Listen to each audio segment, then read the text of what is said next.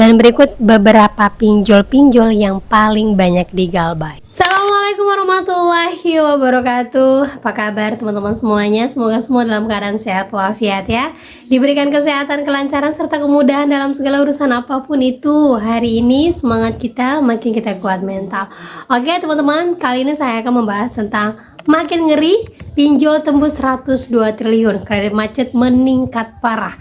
Nah, pinjol-pinjol apa saja yang berpengaruh kita akan bahas secara tuntas. Tapi sebelumnya saya harapkan kalian semuanya sudah subscribe channel ini agar channel ini terus berkembang dan dapat memberikan informasi terbaik buat kalian yang galbay. Oke teman-teman, ini dia buat kalian.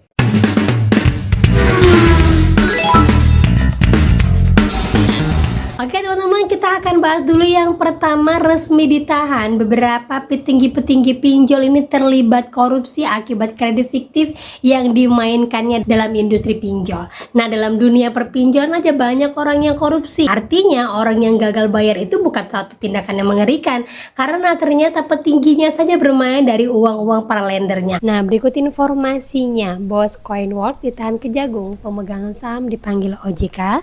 Informasinya itu akibat tindak pidana korupsi. Kasus ini terkait manipulasi pengajuan kredit yang melibatkan sebuah bank persero, yang mana kronologinya mereka bekerja sama dengan analisa yang tidak layak. Mereka juga mengajukan serta menyalurkan pembiayaan yang melawan hukum dari sebuah bank persero ke beberapa nasabah. Nah, ibaratnya mereka tuh mengajukan pinjaman ke bank dengan data yang tidak layak dan uangnya itu disalurkan kepada nasabah fiktif, bukan nasabah perorangan. Nah, bukan hanya Coinworld saja, ternyata ada beberapa pinjol-pinjol yang memang saat ini sedang dalam masa persidangan. Yang pertama itu adalah Acceleran, kemudian Dana Syariah yang sampai hari ini terkesan mandek ya. Bahkan para lendernya pada teriak-teriak tapi tidak ada jawaban sampai hari ini.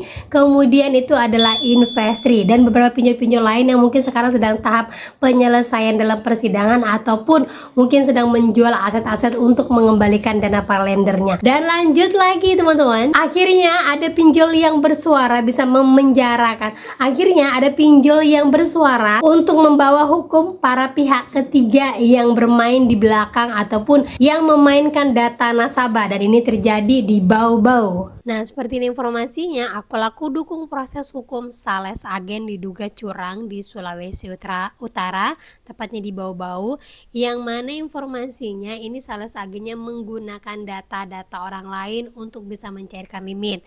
Nah, diminta sama aku lakunya masyarakat untuk memastikan bahwa menggunakan perangkat pribadi saat mengakses layanan digital guna menghindari risiko kejahatan besar. Jadi istilahnya pihak ketiganya mulai dari Sales agennya menggunakan data orang lain, bagian penagihan yang bekerja sama sebagai agen untuk penagih juga banyak yang menggunakan data nasabahnya untuk mencairkan limit.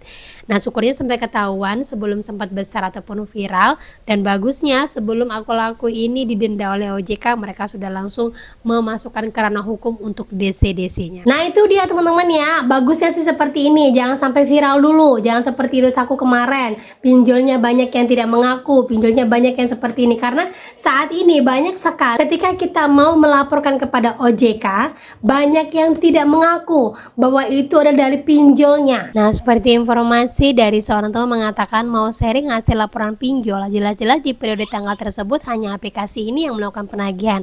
Setelah dilaporkan katanya bukan bagian dari tim. Kalau di list semua ancaman yang ada itu udah keterlaluan. Nggak heran banyak korban akibat DC. Jadi memang pada saat itu yang menagih itu adalah salah satu pinjol bernama Lumbung Dana. Ketika dilaporkan semua DC-nya mengaku tidak pernah menagih. Nah, inilah perlunya segala bukti ketika ada DC yang menagih. Nah, itu dia teman-teman ya. Jadi kalau saya apresiasi sekali kepada aku laku yang mana langsung udah, ini kalau pihak ketiganya seperti ini langsung penjarakan saja. Pihak ketiganya seperti ini memainkan data masyarakatnya ataupun sampai mengintimidasi, langsung ke ranah hukum. Nah, itu lebih bagus ya daripada mereka langsung lepas tangan. Banyak yang mengadukan kepada OJK, ketika OJK menegur pinjolnya, mereka langsung lepas tangan dan tidak mengakui perbuatan itu. Jadi untuk itu teman-teman semuanya, selain kita wajib memiliki bukti, kita wajib juga melapor kepada pinjol dan juga kepada OJK, kalau bisa lengkapi dengan lapor ke polisian. Yang penting dapat aja surat laporannya dulu, ya kan. Intinya kita mau menguat ke bawah laporan kita itu adalah benar, gitu teman-teman ya. Dan seperti rapat OJK baru-baru ini mengatakan bahwa makin mengerikan, pinjol tembus 102 triliun dengan tingkat kredit macet hampir mendekati ambang 5%. Sementara itu, pada industri pinjaman daring atau PINDAR, outstanding pembiayaan pada April 2026 tumbuh 26,11% year on year dengan nominal sebesar 102,07 triliun rupiah.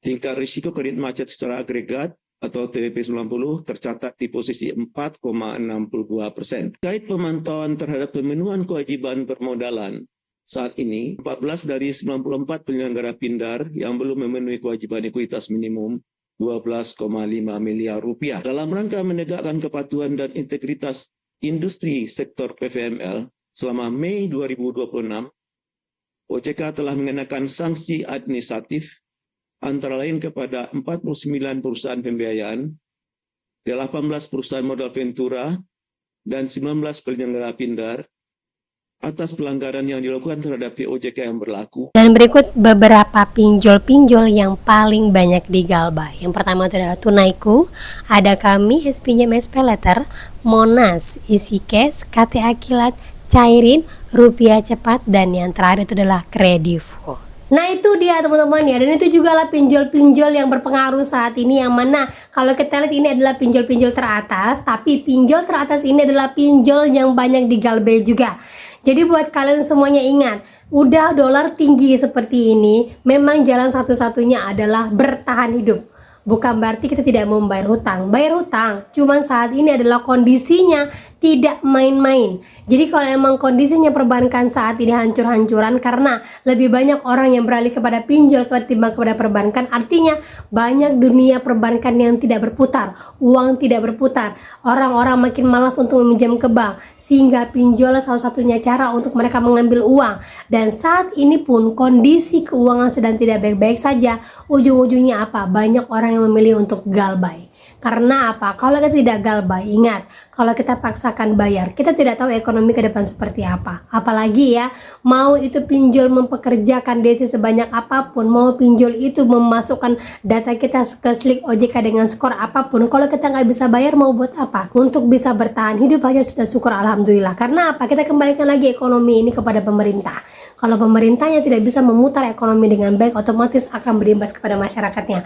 Kalau masyarakatnya tidak ada yang mau menggunakan pinjol, otomatis pinjol dengan sendirinya akan tutup ataupun gulung tikar. Nah itulah skema dari keuangan.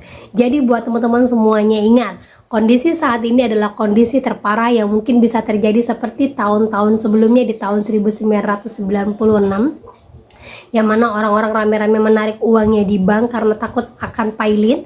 Nah untuk itu daripada kalian, saran dari saya, kalau emang belum ada dana saat ini, gunakanlah untuk kehidupan kalian dulu. Dan kalau memang kalian takut akan segala terorannya, kalian bisa hubungin pinjol satu persatu, sampaikan saya minta waktu, mau kalian datang pun, mau kalian datang ke rumah saya, mau teroran berjuta-juta, mau kalian sebarkan data saya berkali-kali, saya sampaikan saya tidak bisa bayar, tapi saya tidak ada niatan untuk kabur. Saya berhenti dulu sampai ekonomi membaik, nanti saya akan bayar satu persatu hutang saya dengan kondisi saya yang lebih baik daripada sekarang. Nah kalau kalian menyampaikan seperti itu lebih baik ya, daripada nanti kita menghilang sana sini, ganti telepon, ganti email, ganti itu, bagaimanapun yang kalian ganti itu pasti akan tetap ketahuan.